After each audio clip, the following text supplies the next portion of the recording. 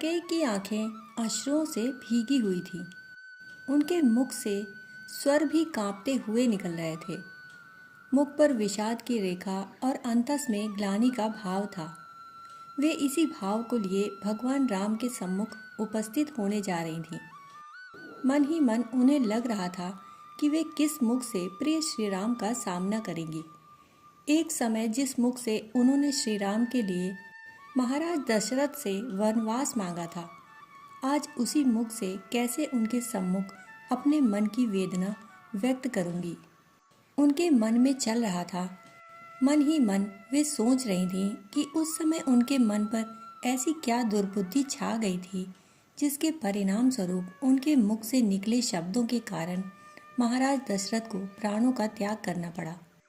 भगवान श्री राम को सीता व लक्ष्मण सहित वर्षों तक वनवास के व राक्षस राज रावण से युद्ध जैसे भीषण समय को सहन करना पड़ा और स्वयं उनका पुत्र भरत भी उनसे दूर हो गया।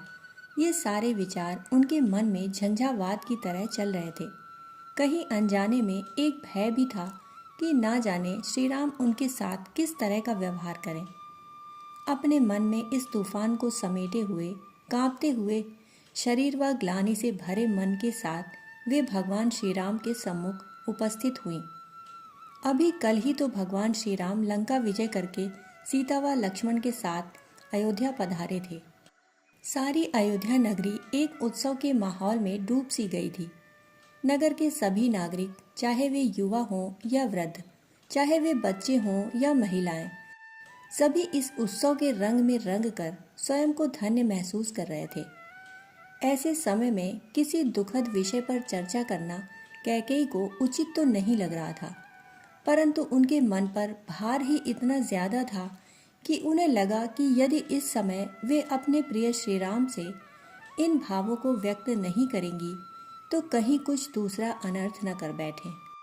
बहुत ही सकुचाते हुए भावों के साथ वे राज दरबार पहुंची।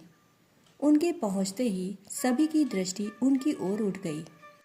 जो शंका का भाव कैकेयी के मन में था, वह भाव राज दरबार में उपस्थित अन्य सदस्यों के मन में उत्सुकता बनकर प्रकट हो रहा था। सभी यह जानना चाहते थे कि भगवान श्री राम कैकेयी के साथ किस तरह का व्यवहार करेंगे।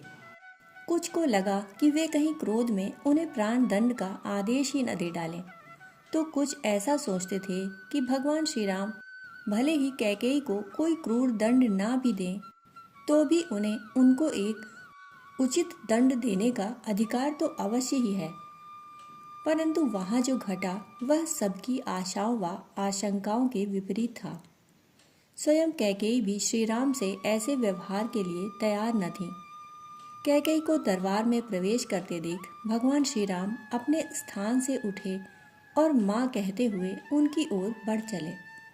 उन्होंने कैकेयी को राज कक्ष में प्रवेश करने से पूर्व ही रोक सा लिया व उनके चरण स्पर्श करते हुए उन्हें अपने हाथों का सहारा देते हुए राज दरबार में ले आए। वह सर्वोच्च आसन पर बिठाकर इस तरह से सम्मान दिया मानो वे उन्हीं की प्रतीक्षा में वहां बैठे हों। इतना प्रेम पूर्ण व सम्मानजनक सत्कार पाकर कैकेयी तो बिलख ही पड़ी। बड़ी मुश्किल से उनके मुख से इतना ही निकल पाया, नहीं श्री राम, मैं इतने सम्मान की अधिकारी नहीं हूँ। तुम्हारी ही नहीं, मैं पूरी अयोध्या की अपराधी हूँ। मेरे कारण तुमने, सीता ने और लक्ष्मण ने ही नहीं, वरन अयोध्या की सारी प्रजा ने इतने सारे वर्षों तक अनेक कष्टों को सहा है। मुझे दंड दो, पुरस्कार नहीं। प्रत्युत्तर में भगवान श्री राम हल्का सा मुस्कुराए और बोले, माँ, व्यक्ति तो मात्र कर्मों का परिणाम प्रदान करने का माध्यम बन जाता है। शेष सब काल की इच्छा से ही घटता है। आपके मुख से जो निकला, यदि वह ना निकला होता तो आज आर्यावर्त को असुरता के आतंक से मुक्त कर पाना संभव न हो पाता। यह दंड नहीं, पुरस्कार योग्य ही कार्य है। भगवान श्री राम के शब्द धीरे धीरे गंभीर हो रहे थे।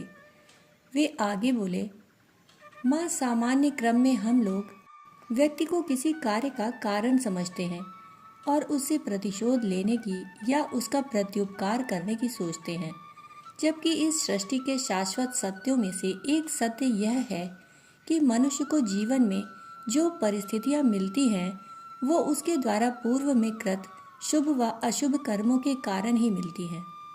कुछ हमारे पूर्व संचित कर्म थे जिनका परिणाम हमें दिलाने के लिए उस दिन माँ सरस्वती आपकी जिह्वा पर आ बैठी और इतनी कल्याणकारी प्रार्थना आपके मुख से निकल पड़ी जिससे समूची मानवता का कल्याण ही हो गया।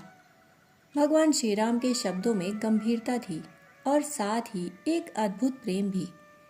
भावनाएं सकारात्मक होती हैं तो प्रेम बन जाती हैं और प्रेम पवित्रता से जुड़ता है तो एक अद्भुत प्रभाव सुनने वाले पर छोड़ता है।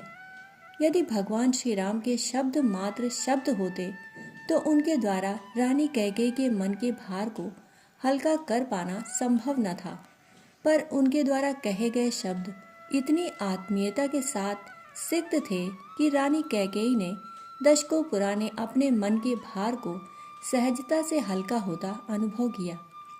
वे बोली, श्री राम, तुम्हारे इस प्रेम ने मेरे मन के भार को तो हल्का कर दिया, परंतु अब मैं स्वयं को इस राजमहल में रहने का अधिकारी नहीं पाती हूँ। इतने वर्षों तक मात्र तुम्हें दोबारा देखने की उत्कट अभिलाषा थी जिसके कारण अब तक यहाँ रुकी रही, परंतु अब वन को जाना चाहती हूँ। जीवन के अंतिम वर्षों में अंतस में बोध जग जाए, यही एकमात्र कामना है। भगवान श्री राम बोले, यदि आपकी ऐसी इच्छा है तो मैं आपको रोकूंगा नहीं, परंतु यह कहूँगा कि यदि आप आत्मज्ञान की अभिलाषा रखती हैं तो मार्ग में पड़ने वाले खेत में भ्रमण कर रही भेड़ों से एक बार वार्तालाप करके देखें। संभवतः वे ही किसी महत्वपूर्ण ज्ञान का स्रोत बन जाएं। मैं लक्ष्मण से कह देता हूँ, वे आपको सुरक्षित वन तक छोड़ आएंगे। लक्ष्मण के वन ले जाने की बात तो कैकेयी समझ गई, परंतु भेड़ों से वार्तालाप करने की बात को सुनकर उन्हें ऐसा लगा कि मानो श्री राम ने उनसे कोई परिहास किया हो। उन्होंने यह सोचकर मन को समझाया कि संभव है उनके परिहास में भी कोई गंभीर सत्य सन्निहित हो। अगले दिन लक्ष्मण ने भगवान श्री राम के दिए निर्देश का अक्षरशः पालन किया। उन्होंने अपना रथ निकलवाया, सारथी के स्थान पर स्वयं बैठे और रानी कैकेयी को लेकर वन की ओर चल निकले। कैकेयी ने चलते समय लक्ष्मण से पूछा, पुत्र लक्ष्मण, क्या श्री राम ने तुमसे कोई संकेत किया है? मैं भेड़ों से वार्तालाप करने के उद्देश्य को समझ नहीं पा रही हूँ। लक्ष्मण बोले, माँ, मेरे लिए तो वे प्रभु समान हैं। मैं उनके कहे के उद्देश्य को जानने का प्रयत्न कभी नहीं करता, मात्र उनके कहे को पूरा करने की सोचता हूँ। उन्होंने कहा है तो जरूर कोई उद्देश्य उसमें सन्निहित होगा, आप चिंता ना करें। लक्ष्मण के शब्दों से रानी कैकेयी को थोड़ी सांत्वना मिली। जैसा निर्दिष्ट था वैसा पालन करते हुए लक्ष्मण ने रानी कैकेयी को मार्ग में पड़ने वाले खेत में ले जाकर खड़ा कर दिया। वहाँ कुछ भेड़ें चर रही थीं। कैकेयी उनके पास जाकर एक पत्थर पर बैठ गई और उन्हें ध्यान से देखने लगी। कुछ समय के उपरांत उनकी आंखें मूंद सी गईं और मन ध्यान मग्न हो गया। इस समय मात्र भेड़ों की मैं करती आवाज़ें उनके कानों से टकरा रही थीं। कुछ देर यूं ही बैठे रहकर वे एकदम तीव्रता से उठी और लक्ष्मण से बोली, पुत्र, वापस अयोध्या चलो। जिस ज्ञान की तलाश में मैं वन जाना चाहती थी वह भगवान श्री राम ने मुझे यहीं खेत में उपलब्ध करा दिया। आज ये भेड़ें ही मेरी गुरु बन गई हैं। मैं राम को धन्यवाद देना चाहती हूँ कि आज उन्होंने मेरे मन में ज्ञान का द्वार खोल दिया।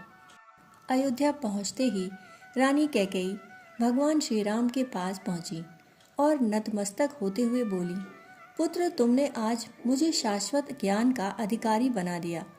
मैं समझ गई हूँ कि समस्त अज्ञान के मूल में अहंकार ही है।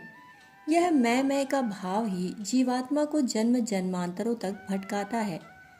जितना ज़्यादा अहंकार बढ़ता है उतने ही अधिक अज्ञान के मार्ग जीवन में खुलते हैं। जिस दिन हम इस मैं को भूलकर उस परमपिता परमात्मा को समर्पित हो जाते हैं, उस दिन हृदय से सच्ची प्रार्थना का उदय होता है। यही सच्चा ज्ञान है। रानी कैकेयी का मुख आनंद मग्न था और भगवान श्री राम उन्हें जीवन की दिशा दिखाते हुए धीमे से मुस्कुरा रहे थे।